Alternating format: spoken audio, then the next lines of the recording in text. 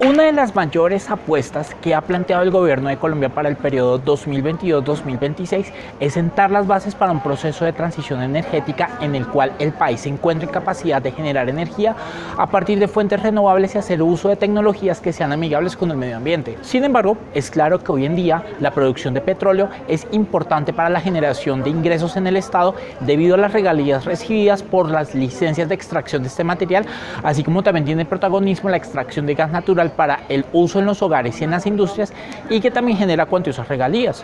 Y estos hidrocarburos también son muy utilizados para el desarrollo de actividades industriales. Paralelo a ello, el gobierno pretende fortalecer otros tipos de actividades económicas, siendo la más representativa el turismo. Según lo planteado en el plan de desarrollo para el periodo mencionado, a mediano plazo el turismo puede generarle al país los mismos ingresos que hoy generan actividades como la extracción petrolera y de hidrocarburos. Para muchos esta es una idea descabellada y obviamente se ha vuelto objeto de muchos debates desde lo ideológico y desde lo político, pero resulta que siendo descabellada y todo, esta idea no es nueva.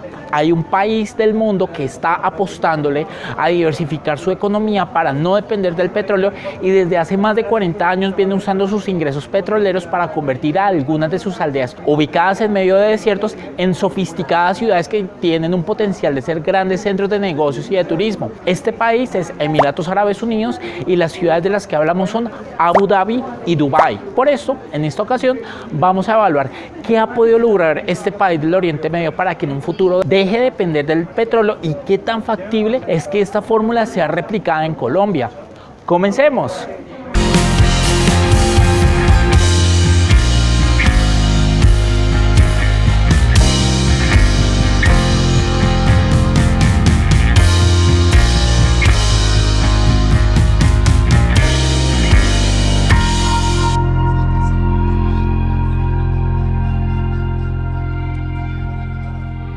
Se ha comprobado que Emiratos Árabes Unidos es uno de los países con las mayores reservas de petróleo y gas en el mundo, lo que lo hace partícipe de la Organización de Países Exportadores de Petróleo, u OPEP. Desde los años 70, la extracción de estos hidrocarburos ha sido el principal eje de la actividad económica de este país, al igual que depende del gas natural para la generación de energía eléctrica, por lo que su alta demanda lo ha llevado a ser un importador neto de este recurso, es decir, importa más gas del que exporta. Acá el tema puntual es el manejo que le ha dado el gobierno emiratí a sus cuantiosos ingresos provenientes del petróleo. Primero que todo, hay que aclarar que la actividad petrolera de este país es desarrollada por una compañía llamada Abu Dhabi National Oil Company, o ADNOC por sus siglas en inglés, que es propiedad del Estado y que prácticamente tiene el monopolio de la actividad petrolera. Esto quiere decir que esta empresa le genera a su propietario muchísimas ganancias. A diferencia de Colombia, en donde las regalías petroleras se usan en otras cosas, el gobierno de los Emiratos Árabes ha incorporado las ganancias de ADNOC en sus recursos fiscales,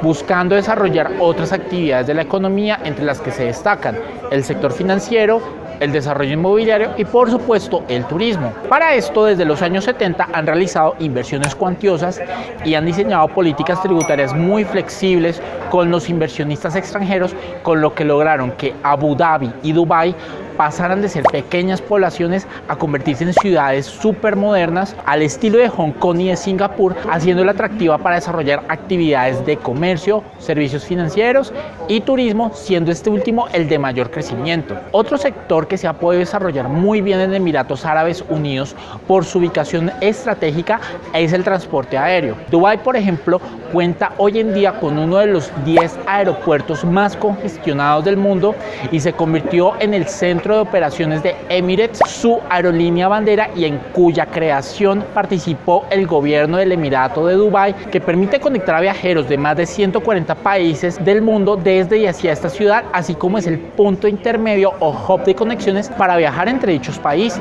¿Y qué pasa con su economía? Es cierto que los Emiratos Árabes han sido muy estrictos y estratégicos, convirtiendo sus ganancias petroleras en infraestructura para desarrollar otros sectores productivos, pero aún así el petróleo y el gas siguen siendo claves para su economía, dado que es una de las principales fuentes de ingresos del Estado. Algunas estimaciones apuntan a que en promedio el petróleo y el gas pasaron de representar el 74% del PIB en los años 80 a cerca de 25% en los últimos años. ¿Qué quiere decir esto? Que si bien la economía emiratí depende menos del petróleo, aún después de más de 40 años, esta actividad sigue siendo parte importante de su economía. Ahora, analicemos el caso de Colombia. Según cálculos realizados a partir de las cifras del DANE, en el último año el petróleo y la minería representaron cerca del 3% del PIB, mientras que las actividades asociadas al turismo tuvieron una participación de cerca del 8%. Y bueno, es claro que la minería y los hidrocarburos tienen una baja participación en el PIB colombiano, pero ¿cómo se traducirá esa sustitución de actividades económicas en ingresos para el Estado si este se financia en buena parte con los ingresos petroleros? De hecho, hoy en día Ecopetrol es una de las pocas empresas en las que el Estado aún tiene una participación mayoritaria, por lo que además de generar regalías por la explotación de hidrocarburos, también le genera ingresos fiscales vía dividendos. Entonces, ¿qué otras alternativas tenemos? Por ejemplo, ¿será que la estructura actual de impuestos como el IVA o los impuestos de renta a las empresas turísticas permitirá sustituir esos ingresos? ¿Necesitaríamos una de esas impopulares reformas tributarias para sustituir esos ingresos fiscales? Por ejemplo, en esa reforma se obligaría a los comerciantes de Cartagena que venden mojarras a precios millonarios a que comiencen a expedir factura electrónica y paguen los impuestos correspondientes. Si se necesitan más impuestos para financiar el Estado en un escenario en que ya no haya actividades petroleras, ¿quiénes los pagarían? Por otro lado, mientras Emiratos Árabes Unidos fortaleció el desarrollo del sector financiero y el turismo con políticas fiscales que atrajeron a inversionistas extranjeros, ¿cómo se haría atractivo el desarrollo del turismo en Colombia? Y aquí es donde existen al menos 3 desafíos. El primero es el fortalecimiento de la infraestructura. Para que Dubái sea el centro financiero y turístico que es hoy en día, se requirieron muchas inversiones en infraestructura. Grandes avenidas, un sistema de transporte eficiente, uno de los megaaeropuertos más congestionados del mundo, entre otros desarrollos, fueron necesarios para desarrollar esas nuevas actividades. Sabemos que pese a los avances en los últimos años, Colombia aún está muy rezagada en infraestructura. Se necesita mejorar la infraestructura viaria y aeroportuaria para lograr ser esa potencia mundial del turismo a la que le apuesta el gobierno. Y la pregunta que queda es, ¿cómo financiar eso? ¿Con más impuestos, suponiendo que ya no habrá regalías petroleras? ¿Habría voluntad política para desarrollar asociaciones público-privadas en donde el sector privado aporte con capital al desarrollo y administración de estas infraestructuras? Asimismo, es necesario evaluar si la infraestructura hotelera es suficiente para esa mayor llegada de turistas extranjeros.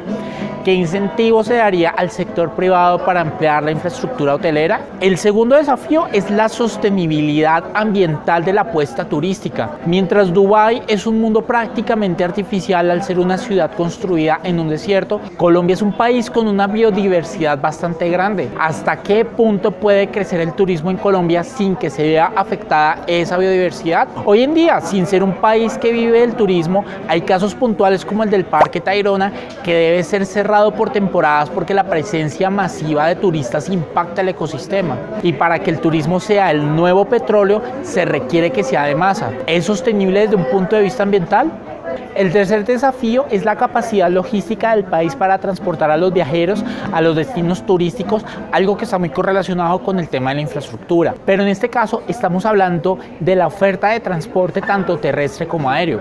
Colombia es un país que por su geografía se ha vuelto muy dependiente del transporte aéreo para la movilidad de las personas al interior del país, pero no todos los destinos a los que se les apuesta como oferta turística son accesibles por vía aérea. En este caso es necesario que se robustezca el transporte desde dos frentes. En el aéreo, hacer más competitivo el sector para incentivar una mayor oferta, algo que solo podría ser posible con una infraestructura robusta. En nuestro video sobre el futuro de las aerolíneas low cost en Colombia explicamos con detalle este punto. En el frente terrestre hay regiones del país donde se debe seguir organizando la oferta de transporte, mitigando los incentivos a la informalidad. Asimismo, bajo la apuesta del gobierno, el transporte terrestre debe ser un complemento del transporte aéreo y no un sustituto por temas de costos como ocurre hoy en día. Digo, para muchos un tiquete aéreo es un lujo, por lo que viajar por carretera se convierte en la única opción, aunque tome más tiempo el viaje. Y aquí nos encontramos con una gran paradoja que se hizo evidente en las últimas semanas. El transporte necesita combustible derivado del petróleo para funcionar. Recientemente en el país sucedieron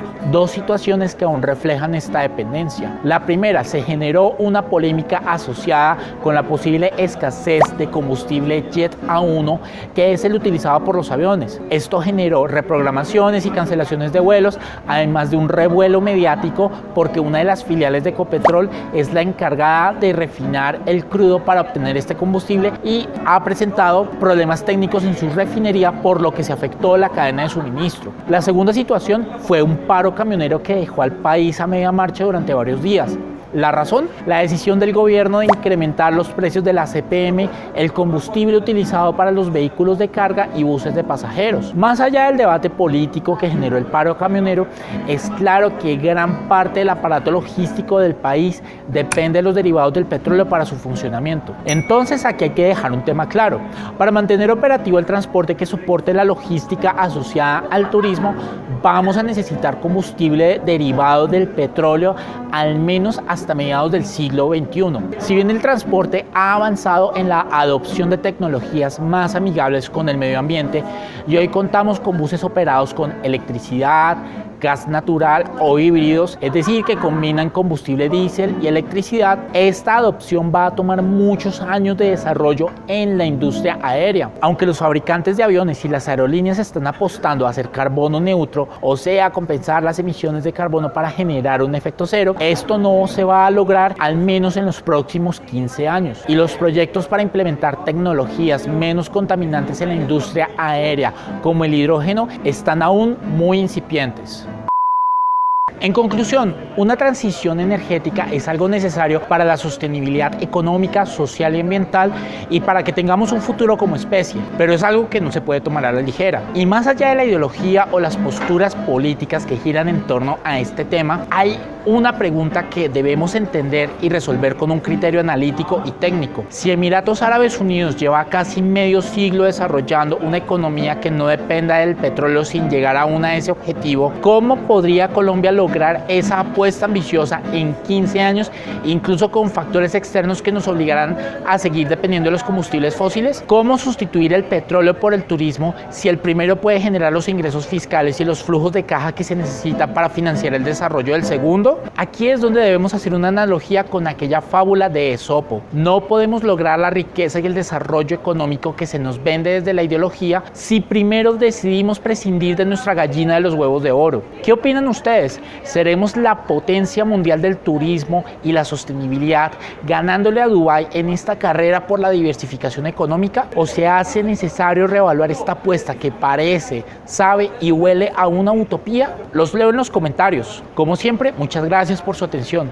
Si les gustó este video, denle me gusta o like, dirían otros. Comenten y compartan. Si es la primera vez que ve uno de los videos de nuestro canal y si no también, le invitamos a suscribirse y activar la campana de notificaciones. Hasta la próxima.